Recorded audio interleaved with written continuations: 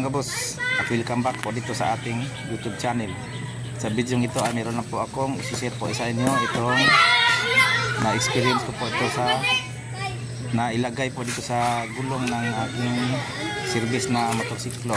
Itong lumang motorsiklo natin po na marumi po kasi palaging umuulan po dito. Hindi po ako wala pong hugas po yan. Yan po, yung gulong na po yan ay medyo pudpud na po siya kasi medyo matagal na siya na palitan ko, February pa yan. Hanggang ngayon na hindi pa rin ako nakapag vulcanize kasi nilagyan ko niyan yung nakita ko na tire sealant po na pang pang tubeless lang po daw, pero pwede po yan sa may tube, yung tube type na gulong pwede po yan kasi sinubukan ko lang yan for experiment lang, ay okay naman po so far. Meron po siya harap at saka sa likod. Yung harap nga, yung tube niyan ay gamit na po, marami na pong tapal yan, pero hindi po siya flat tire.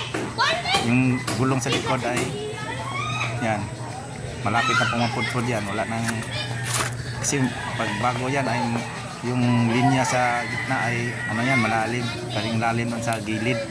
Yan ay halos wala na, kaya tamang-tama lang po, hanggang December lang po siguro yan ay mapalitan na po yan. At hindi pa po ako nakapag vulcanize kasi kahit isang bisis, kasi yung sealant ay okay yung gamitin kahit sa may kahit sa may hindi siya, at sa hindi tubeless na tire, kahit may yung tube type mga boss. Yan, experience ko kanina sila, sinishare ko lang sa inyo para prove ko sa inyo na okay po gamitin yan. Kasi naisipan kong lagyan ng sealant simula nang nagpalit ako ng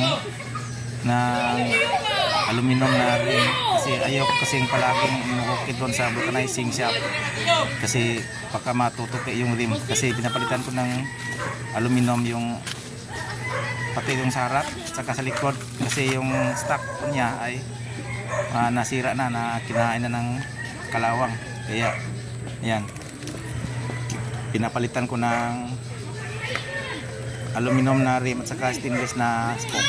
Kaya nga naisip kong lagyan for experimental lang po, pero so far okay po siya. Hindi po siya, kasi yung kadalasan nakadali ng ating mga gulong ay yung mga at nandito naman po boss itong mga lista sa mga activities ko dito sa ating motorsiklo. Nakalista po ito, hindi naman po ito lahat kasi yung mga nauna ay naitapo na kasi sa ibang lagayan yun. Ito nagsimula nung itong lista na to ay sa mga change oil at saka lahat ng activity. Nagsimula nung March 16, 2021 itong lista na to.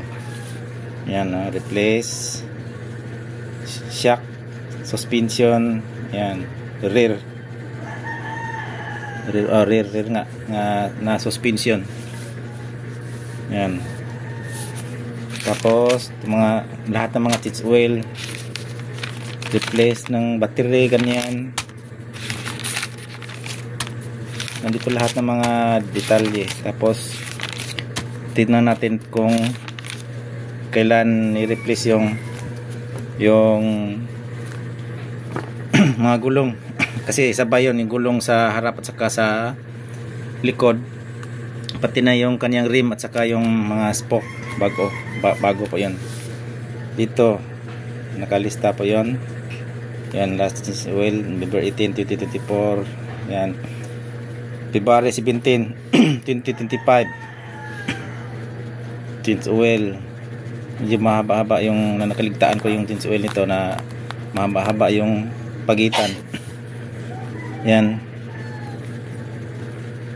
replace rear tire tube and rim alloy with stainless spokes. Yan, and both sealant front and rear. Mayroon pang renew registration with NBIS, okay, ganyan.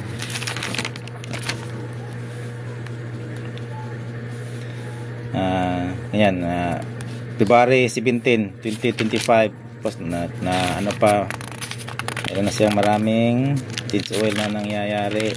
Hanggang last na change oil ay August 18, 2025. Tapos nagki-claim na po ako ng license plate. Bago na po yung license plate sa LTO. Para hindi po tayo mahuli mga boss. Tapos ngayon ay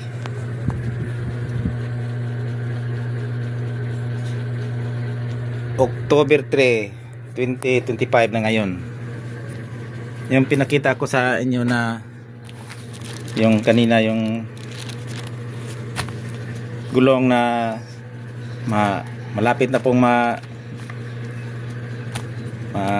palitan, baka mga December palitan na yung sa rear, pero yung sa harap ay hindi pa kasi medyo makapal-kapal pa yon kasi manipis na po yung sa likod.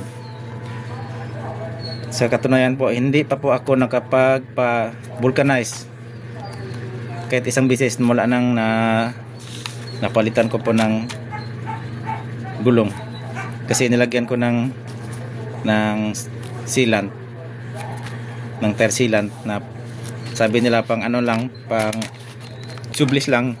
Pwede pala yon para sa mga ditsob na mga gulong sa ating mga motorsiklo. So nasubukan ko lang naman, pero okay po siya mga boss. Kaya sinishare ko po sa inyo itong ano, para kasi na-prove ko na okay po siya. Nag-i-inflate lang po ako ng, kasi nagdi-deflate po yan ng paunti-unti, pero matagal din, mga almost mga isang buwan siguro bago makapagdagdag po ng hangin uli mga boss. Okay, i-share ko lang sa inyo itong para kung sakaling subukan nyo ay maganda po siya yung resulta. Hanggang dito na lang po yung vlog natin at maraming salamat po. God bless po sa ating lahat.